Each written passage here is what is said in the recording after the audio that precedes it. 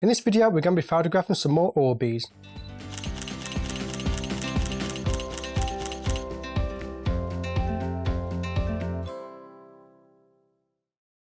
Hello, my name is Stewart and welcome to my YouTube channel. If this is your first time here, then click the subscribe button so you don't miss any free content. Now in this video I'm going to do a follow-up video to my orbeez video, which proved very popular. And the difference with this video is we're going to be using long exposure and no speed light, so we're only going to be using continuous lighting. So I have my orbeez and I have a couple of torches and an IKEA lamp here. These are awesome for doing any type of photography. Okay, so I'm going to set this up the same way I did for the last one. So I'm going to pop my cans here, put my clear glass plane just there, and this will allow me to put a torch underneath here to shine up through our orbeez. So the next thing I'm going to do is use this. I'm not too sure what it is. It came from a steamer, I believe. So I'm going to turn that upside down, and on each one of these little holes in the center I'm going to place an orbeez. So I'm not going to stick to just clear orbeez this time. We can have different coloured ones. Now these are different size orbeez, these are. I like different sizes. The bigger ones I'm going to put into the background. That's all I'm going to do for the orbeez. The next I need a black background, so I'm going to go get my card.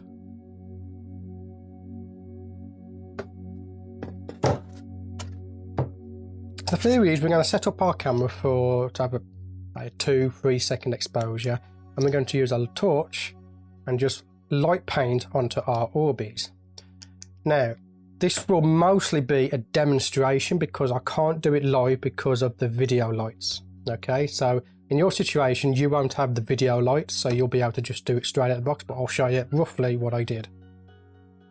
So I'm going to bring in my camera.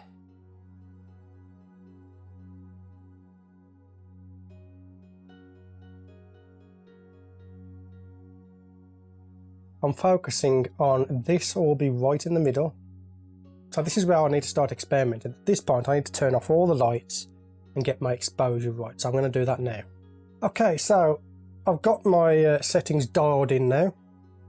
And we are looking at, for my situation, the 2-second exposure at f5.6 ISO 100. And you've noticed the room's gone darker now because I've had to darken the room in order to get that exposure. Okay, so we're going to take a test shot and come down to live view. I'll go it on a 2-second delay.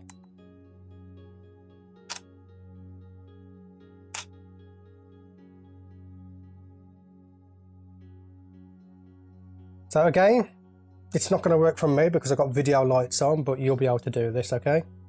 So what we're going to do now is we'll just press the shutter button, okay? And we will just paint with our torch like this. I am going to show it to you. It might be hard for you to see what's going on because it is going to be very dark in here, but I will show you now what I'm doing for that. So now you can't hardly see me, but you'll get the idea. I'm going to turn my torch on, hit my shutter, and just paint. If you want a longer exposure time, you'll have to increase your f-stop, but remember that will also increase your depth of field, and on the orbeez it's quite nice to have a low depth of field. So you can either do that, or if you can block out all the available light, then you'll be able to get much better results. Alternatively, if you've got access to an ND filter, you can pop one of these on the front of your lens, and that will lower your shutter speed a lot, which will give you much more time to light paint your subject. So for the example shots I'm showing you, I just got an IKEA desk lamp here. Okay, these are awesome for doing photography, particularly macro photography, because they have this bendable arm. And I just tucked it underneath like that, so that the light is shining up from underneath, exactly the same as in our last video. Okay, and again, you can gel these as well. So I can just pop a gel on top.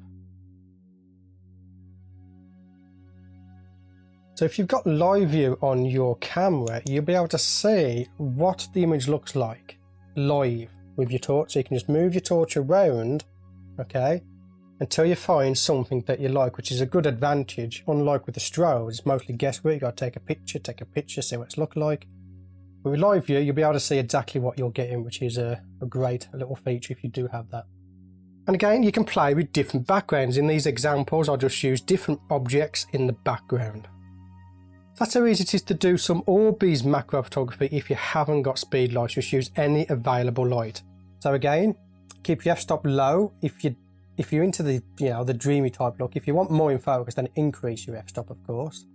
Use ND filters if you need to get a longer exposure. Keep your ISO as low as possible, okay?